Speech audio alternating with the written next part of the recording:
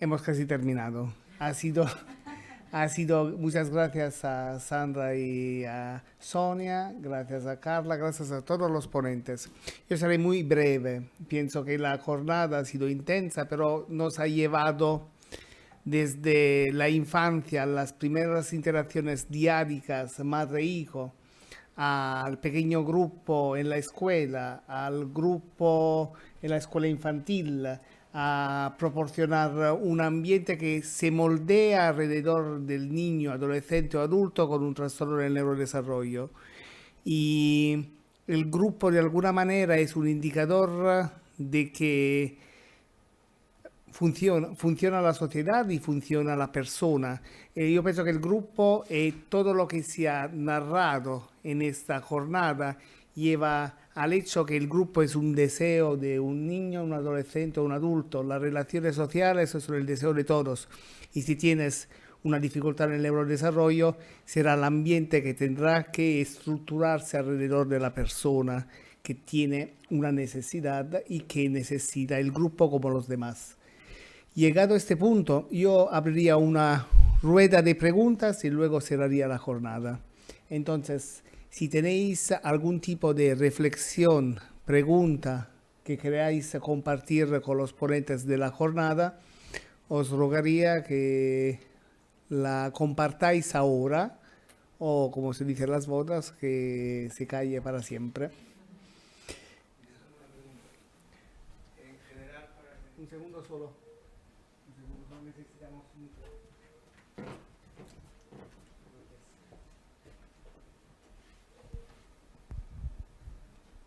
Bueno, primero agradecer a todos los ponentes sus exposiciones que me han parecido magníficas. Yo soy profesor de Psicología Médica de la Universidad de Málaga, de la Facultad de Medicina. Y bueno, pues quería plantear una pregunta en relación con los niños pequeños que desarrollan el lenguaje y los que no desarrollan el lenguaje. La pregunta en general sería ¿por qué hay niños que desarrollan el lenguaje y otros que no? Una pregunta muy sencilla puede ser que está relacionado con la inteligencia, otra respuesta podría ser que es un problema de que no hay un prelenguaje a través de los gestos, pero realmente yo he encontrado a niños que sí tienen ese prelenguaje y no desarrollan el lenguaje, otros que no lo tienen y sí lo desarrollan, otros que se cree que no tienen inteligencia y después cuando de repente son adultos y no han hablado hasta esa edad nunca, de repente no es que empiecen a hablar, sino que empiezan a escribir. Y a escribir poesía, y a escribir narraciones, además con una calidad artística bastante elevada. Entonces, mi pregunta pues va en torno de la relación entre el lenguaje y el trastorno del espectro autista, ¿no? ¿Qué podría haber ahí realmente que hace que algunos niños despeguen y desarrollen el lenguaje y otros que no, ¿no? Gracias. Yo le traduzco, ¿sí? Estamos hablando... Penso io che bisogna rapporto tra linguaggio e la madre. I salti delle capacità, come fai a saltare una capacità che non sai niente all'improvviso fai qualcosa di complesso? Grazie, domanda complessa, ma ce la facciamo rispondere. Gracias, una pregunta muy compleja, pero lo logramos. Disturbo del neurosviluppo, cervello che si forma in maniera diversa. Trastorno del neurodesarrollo, el cerebro que se desarrolla de una manera differente. Molti aspetti dello sviluppo del bambino e della crescita del suo cervello Muchos aspectos del desarrollo del niño y del desarrollo de su cerebro dipendono dalla relazione e dal contatto del bambino con un adulto importante. dependen del desarrollo cerebral, depende de la interacción que el niño tiene con un adulto, un cuidador significativo. Adulto che sappia stimolare adeguatamente in maniera interattiva, di ingaggio reciproco, adulto e bambino. Es decir, que depende de la capacidad de estimular la comunicación en lenguaje en una interacción con significados compartidos. Fino ad alcuni anni fa, molti bambini con autismo non parlavano. Hasta hace algunos años, la vieja generación de adultos con trastorno del espectro del autismo nunca llegaban a hablar. O cominciavano a parlare molto tardi, verso 8-9 anni. O empezaban a hablar con los 8 o 9 años. Ora, da quando si comincia a lavorare con i bambini attorno ai 2 anni e mezzo, abbiamo la quasi totalità dei bambini con autismo che entro i 3 anni parlano. Desde ahora, las nuevas generaciones, desde cuando se empezaron a estimular de manera precoz el lenguaje en el trastorno del espectro del autismo, casi la totalidad de los niños empiezan de alguna manera con un retraso, pero logran alcanzar una capacità verbale. I bambini che non riescono a parlare spesso sono bambini che hanno anche un grosso ritardo mentale e una sintomatologia genetica più grave del solo autismo. Los niños que hoy en día con trastorno del espectro del autismo no llegan a la verbalización y que a menudo tienen una comorbilidad de discapacidad intelectual y alguna alteración genética que hace que la sintomatología del trastorno del espectro del autismo sea más marcada. Quindi questa idea che non c'è comunicazione, in realtà con un intervento precoce si mette a posto. Quando non si riesce ad acquisire il linguaggio, comunque i bambini con disturbo dello spettro autistico riescono ad usare forme di comunicazione che possono essere la comunicazione per immagini o anche il linguaggio dei segni e riescono comunque a comunicare. Es decir, también en los casos más graves, de todas formas, con la comunicación aumentativa alternativa se encuentra una manera di comunicare. Però la domanda era anche perché ci sono alcuni che ritardano tanto e poi all'improvviso arrivano a un linguaggio tanto complesso che possono scriverti un poema. Perché in una serie di situazioni manca la prima parte relazionale, okay? Quindi manca quell'inizio relazionale che fa iniziare a parlare a tutti quanti i bambini, ma abbiamo dei soggetti che comunque hanno una buona competenza cognitiva e non hanno deficit nell'area linguistica. Quindi in maniera autonoma, solitaria, incamerano tutto quello che sentono, se lo ricompongono nella loro testa e quando gli diamo la stimolazione sociale, che può essere la scuola molte volte, o che può essere una terapia che funziona in un determinato momento, o può essere solo aver finito questo processo autonomo di acquisizione, partono a parlare in maniera complessa perché hanno incamerato, messo dentro in maniera autonoma la competencia lingüística. Lo que usted decía, porque en algunos casos el niño no se retrasa a hablar, no habla, luego de repente se encuentra con 7 o 8 años con un lenguaje súper complejo. Decía la profesora Venuti, es probablemente esta falta de interacción social inicial hace que no arranques a tener un significado compartido del lenguaje, pero teniendo buenas competencias, cuando te expones en una situación social, que a veces puede ser una terapia, otras veces puede ser el inicio de la escuela primaria, tu capacidad intelectual te permite activar mecanismos interactivos y sociales que desatan tu capacidad lingüística y puedes manifestar competencias verbales altas.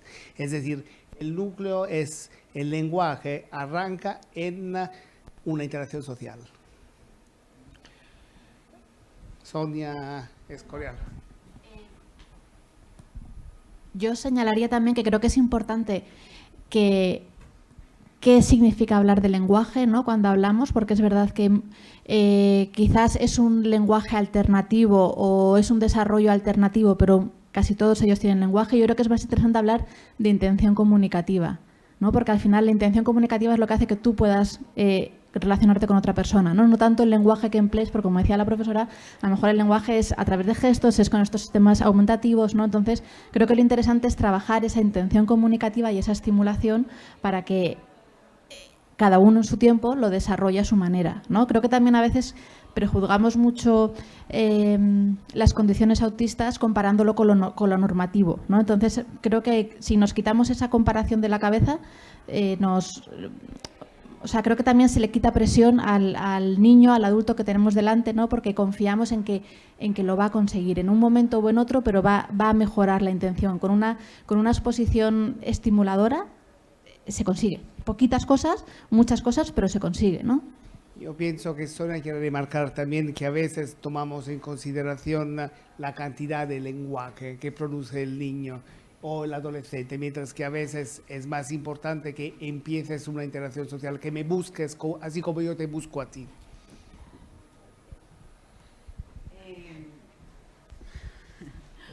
Bueno, antes hice una pregunta y no dije quién era. Yo soy una madre curiosa y con una niña de 6 añitos, autista. Mi pregunta es, me falta mucho por aprender y aquí en eso estoy. Mi pregunta es, ¿cuál es la diferencia entre un logopeda y, como el señor José Luis Hurtado, es un maestro de audición y lenguaje? Entonces, claro, espera. La diferencia es la formación universitaria. Son carreras distintas. Una carrera es maestro de audición y lenguaje, que lo que te va a dar es un soporte dentro de un equipo de orientación, ¿vale? Y normalmente suele estar dentro del colegio. Y un logopeda es una carrera aparte. O sea, es otra carrera que está enfocada a... Suelen ser servicios externos. Hay veces que están en los colegios, pero normalmente el que está en el aula haciendo el trabajo de aula para desarrollar el lenguaje es el AL, ¿no? Muchas gracias. La formación de base es completamente distinta. Unos son maestros y otros no. Vale, pero al final el propósito es el mismo, en ayudar a los niños a comunicarse, sea de la manera que sea. Okay.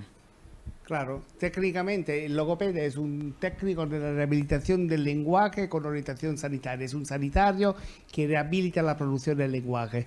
Un maestro de adición al lenguaje es un educativo que apoya objetivos educativos entre los cuales puede haber también el lenguaje.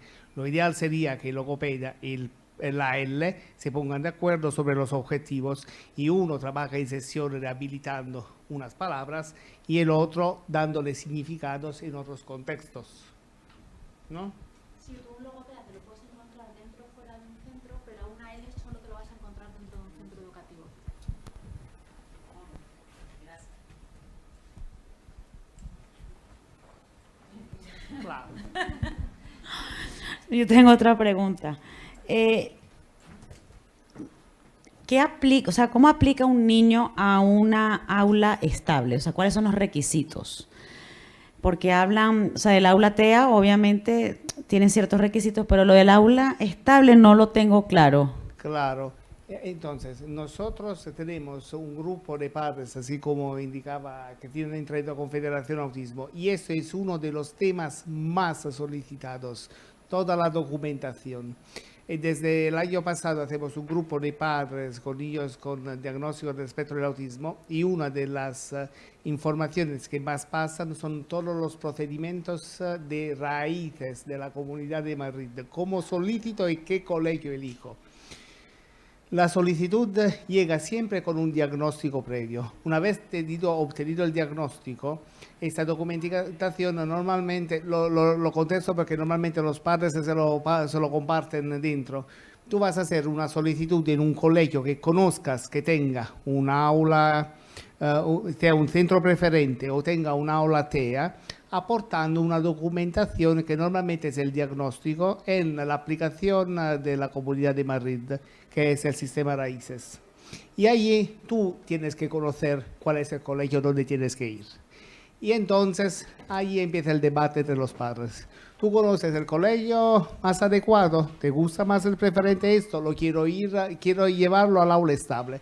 De todas formas, tendrás que hacer una solicitud, aportar el diagnóstico y luego la Comunidad de Madrid decidirá como todos los mortales. Sí, claro, pasa que yo tengo la duda porque mi hija también tiene un problema del lenguaje, entonces no sé, ella ya le va a repetir, por ejemplo, en este caso, 5 años, este próximo curso escolar, y después me imagino que gran parte, dependiendo de su evolución en el lenguaje, podrá mantenerse en su aula TEA o no.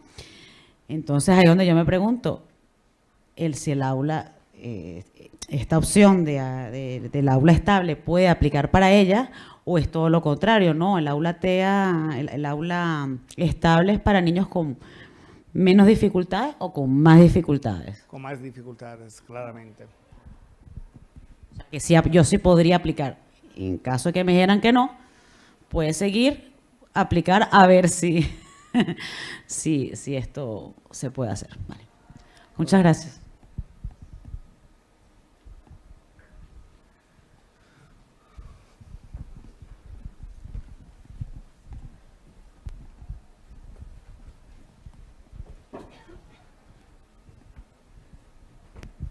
Gracias. Buenas tardes. Yo soy María, soy una persona que me estoy formando porque el autismo ha llegado a mi casa con mis 2 pequeños, y algo que he visto que se ha hablado mucho en la jornada es sobre los padres y luego los tutores, los profesores. Pero yo en este camino me topé con el pediatra, ¿vale? Hasta que mi hijo llegó a la escuela infantil, yo luché porque yo sabía que pasaba algo. Entonces, cuando tú te topas con eso, ¿qué herramientas tienes? Porque yo lo descubrí hasta que llegué a los 2 años a la escuela infantil. Y luego, claro, con la niña que tiene 6 años, hasta que ha llegado a 3, 4 años. Y fue porque yo lo insistí, porque vi los rasgos y vi las cosas que la niña hacía muy claras. Pero si en su momento, cuando yo vi con 1 año que pasaba algo, ¿qué falla ahí? Falla claramente el diagnóstico temprano. Hace 2 años hicimos una jornada de TEA y normalmente el diagnóstico de TEA empieza a llegar siempre alrededor de los 3, 4 años y se pasa inicialmente por el logopeda. Hacer un diagnóstico temprano entre el primer y el tercer año de vida normalmente te indican un retraso global del desarrollo, o de todas formas te hacen falta muchas horas de evaluación.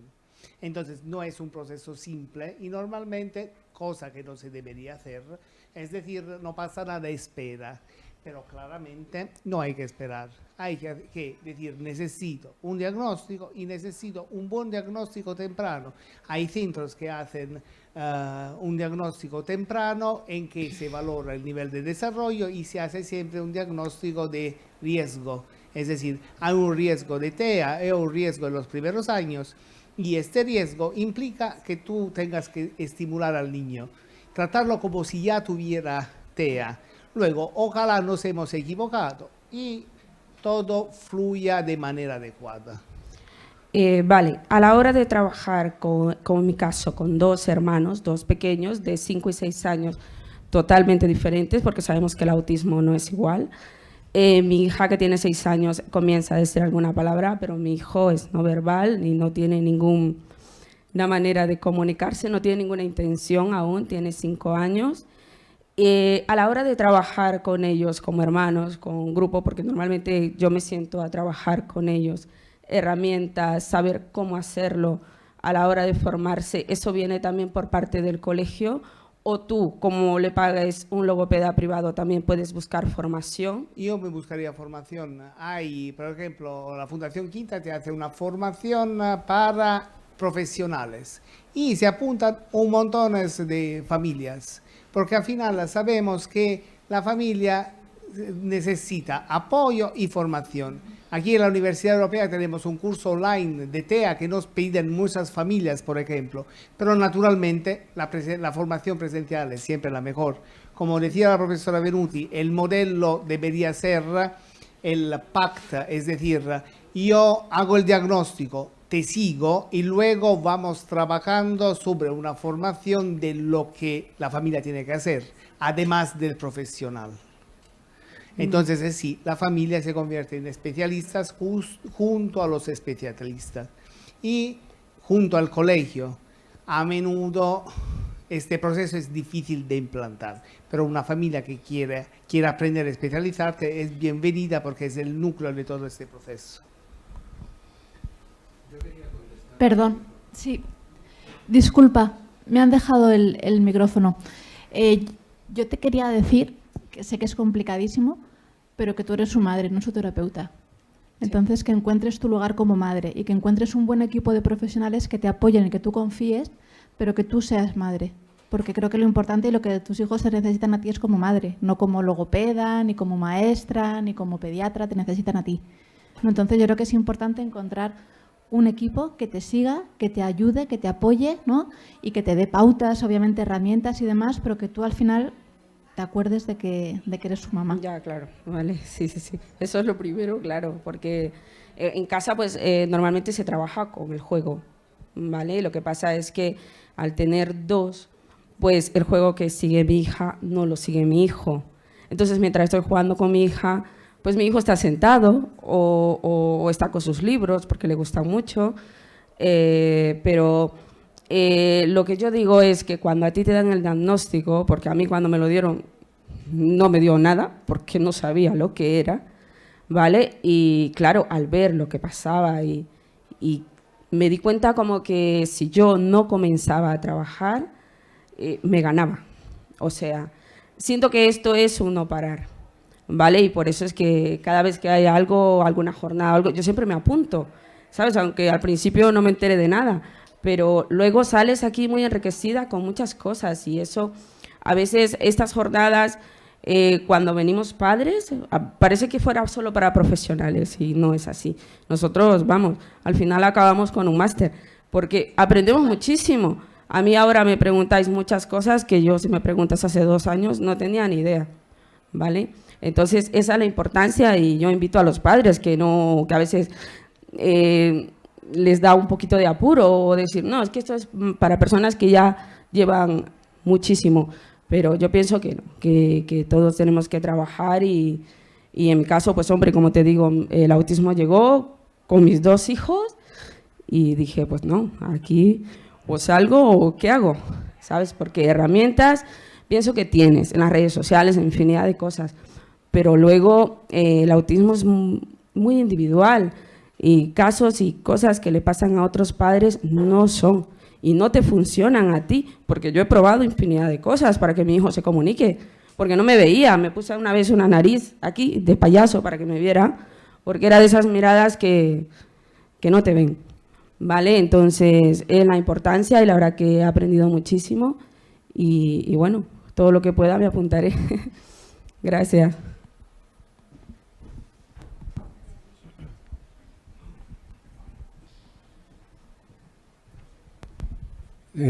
Yo trabajo en un organismo que se llama Equipo de Atención Temprana en Leganés y entonces sí que es importante saber que el tema de la detección es un poco tortuoso porque puede ser el pediatra que debería derivar al al CRECOVI, que es el centro regional que se ocupa de la valoración y de establecer la discapacidad de los niños y posibilita la atención a los centros de atención temprana concertados que dan apoyo de estimulación, logopedia, fisioterapia, etcétera, ¿no? Y digamos que esa es la vía terapéutica, por la historia que ha tenido en nuestro país la atención temprana. El organismo al que yo pertenezco tiene un componente más educativo y trabaja con escuelas infantiles, así como con las localidades o en Madrid Capital con los diferentes distritos. Y nosotros también hacemos valoración. Nuestras orientadoras pasan el A2 para detectar a niños muy pequeños con autismo y posibilitan que en las escuelas infantiles desde el primer año, y estamos trabajando con niños de esa edad, empieza a haber la mejor estimulación posible, que no quiere decir que sea la buena. El caso es que hay recursos, pero el camino de acceder a ellos no es siempre claro, ¿no? O sea, de 0 a 3 años hay ayudas para dependencia, para poder dejar de trabajar y poder permanecer con los niños. Y esos recursos a veces sabes que existen y accedes a ellos, ¿no? Este tipo de jornadas pues es especialmente interesante para saberlo, aunque ya tus hijos, por la edad, con 5 o 6 años, salen de la parte de atención temprana, ¿no? Que le habría gustado saber si la señalación del equipo de atención temprana la habría tenido que hacer el colegio. Si son escuelas infantiles 03, las escuelas tienen contacto directo con su equipo de atención temprana y generan la demanda, y las familias también pueden ir directamente. Y si es un cole 06, ya no depende, si es cole público, ya no depende del EAT, del equipo de atención temprana, sino del equipo general, ¿no? Por eso es complicado, porque en función de la edad, de dónde estés, de si es público o privado, los caminos son distintos. Y nuestra sensación es que las familias se vuelven locas, ¿no? Porque tiene que ir a cada sitio a pedir una cosa sin que eso esté coordinado, y a su vez luego el centro de atención temprana no está claramente coordinado con la escuela infantil, con lo cual en un sitio pueden apostar por utilizar pictos y en otro no, por ejemplo, ¿no? Y eso es feo, ¿no? Yo me imagino que la pregunta es más sobre la detección precoz. Me imagino que tanto el pediatra como la escuela debería decir, mira, que tú tienes que dirigirte, por lo menos para la detección de la primera duda, al equipo de atención. Duda, evaluación, claro. Gracias. No.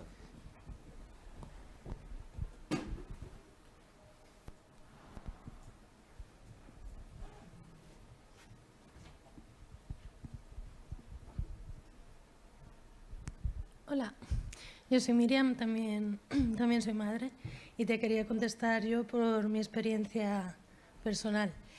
Yo tengo 4 hijos, los 2 pequeños con TEA, que son gemelos, y bueno, yo me di cuenta muy pronto de que algo no iba como con mis otros 2 hijos, y la respuesta de pediatras, de mi entorno en general, fue que es que fueron prematuros, ya madurarían.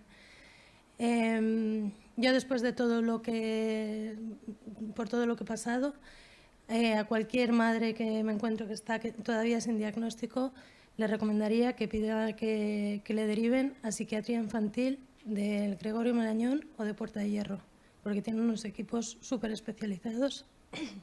Pero estoy con la alergia sin voz. Y son muy buenos. A los míos al final les diagnosticaron con un poco menos de 2 años. Y luego te quería contestar también al tema que decías tú de en casa, ¿no? De quién te da unas guías, tal. A ver, si tienes la suerte de tener buenos profesionales en el cole, pues estupendo, te dejas guiar y demás. Si no, pues, me ha venido también, como ha comentado Fundación Quinta, tienen terapias en contexto natural, que no es terapia como tal de trabajo en mesa, o puede que sí, tú lo puedes también elegir, pero trabajan contigo.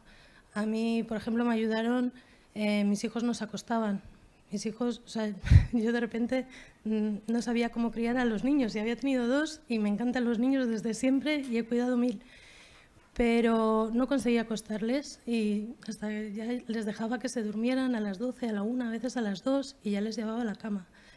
Y vino una terapeuta que está en Fundación Quinta, que es magia pura. Y bueno, al principio fue duro, ¿no? Porque fueron 2 horas de estar cantándoles, de estar acariciando, de estar con musiquita, de estar...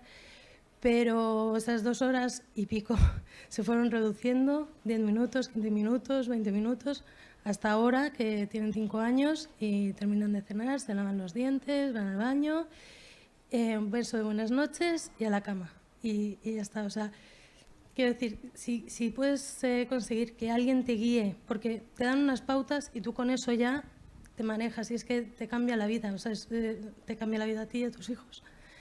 Es que nada. Bueno, y otra cosa, también monté una asociación que se llama Conciencia TEA, y este sábado tenemos en Villanueva de la Cañada formación, pues si te quieres venir, si quiere venir cualquiera, estáis invitados, es en el Centro Cívico El Molino, en Villanueva de la Cañada, a las 10:30.